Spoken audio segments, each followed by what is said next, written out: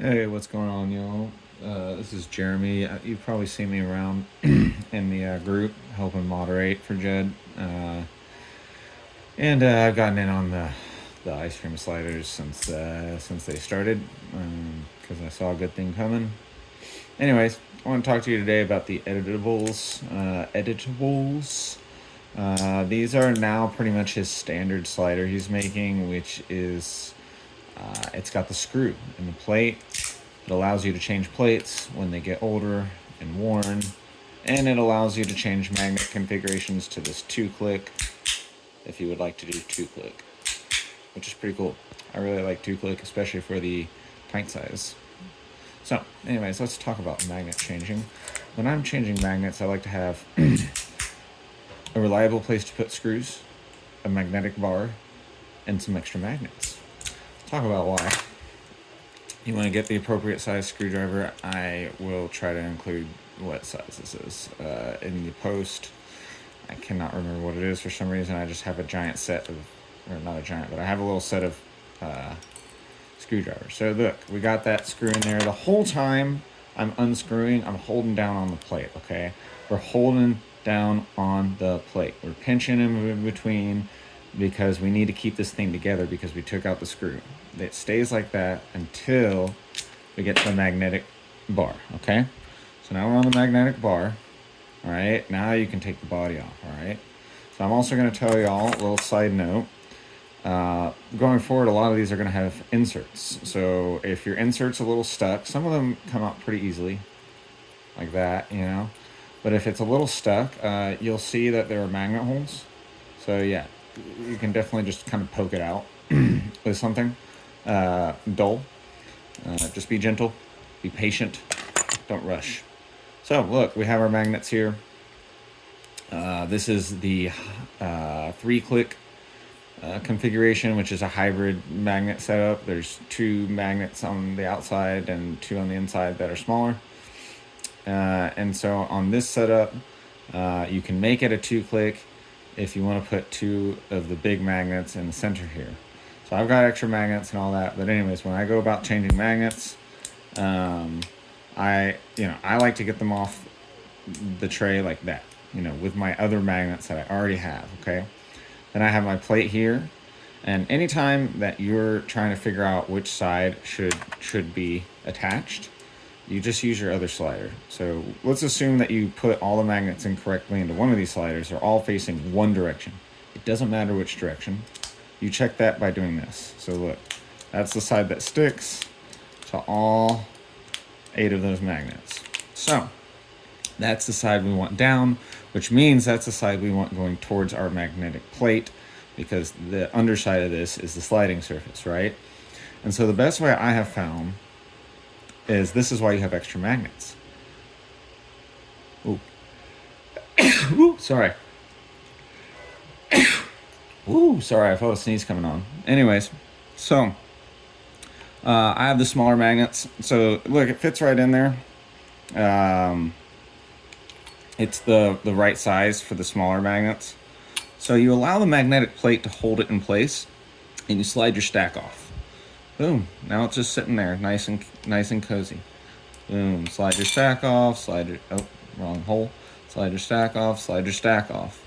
All right, that's all 4 of our normal ones. Now, anytime we want to check, are we facing the right direction? Are we flipping magnets around? Oh, yep, we're right, we're good. All right. Now, once again, if you haven't assembled the other half yet, just try to make sure you do all these go in the same direction. Once again, the technique is letting it go into the insert spot, into the magnet pocket, and then kind of lifting up slightly and sliding out. And this is why, once again, the extra magnets are so nice, because they allow you to kind of deposit them in. Now, I kind of make that look easy. It is pretty easy, but I mean, it takes a little bit of finesse. So you then take your body and your insert. If those aren't snugly together, make sure they are. Make sure they're fitting together flat and evenly. And now you can see that there's a nice little set of threads. So what you do is you got your magnets here. You don't want them going flying everywhere. Right now, the magnetic plate is holding them together. We're now going to transfer to finger strength again. Finger hold. So take your empty shell, put it on top. Look at that. Make sure it's nice and stable and slide it off and pinch. So now you've pinched and you've held it on. Oops, see, and then something's off. I can already tell. I think I got it switched around or something.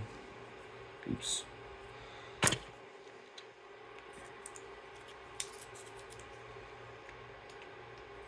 Yep.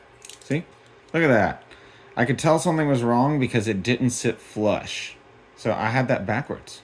That was just natural. I didn't even plan to mess that up.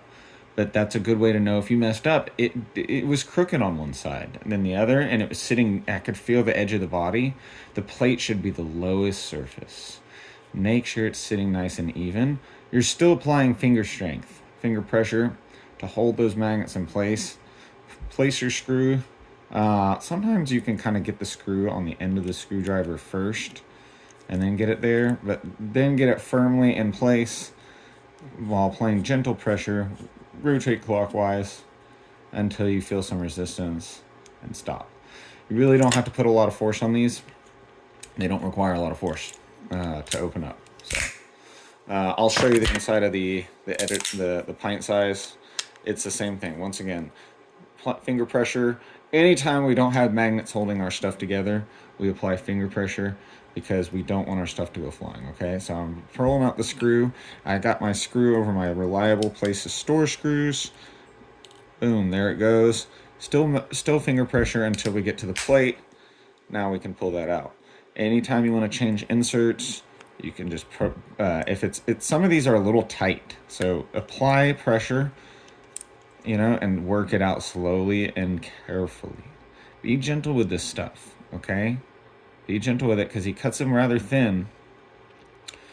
And these are what kind of hold the magnets in place. They help hold the magnets, keep them from jumping around and rattling too much. Once again, place it right over the top. Make sure it's nice and flat. There it is. Get our screw, place it in. It's just sitting there kind of crooked. That's fine. Meet it with the screwdriver, hold it straight, perpendicular to the plate, and then rotate clockwise.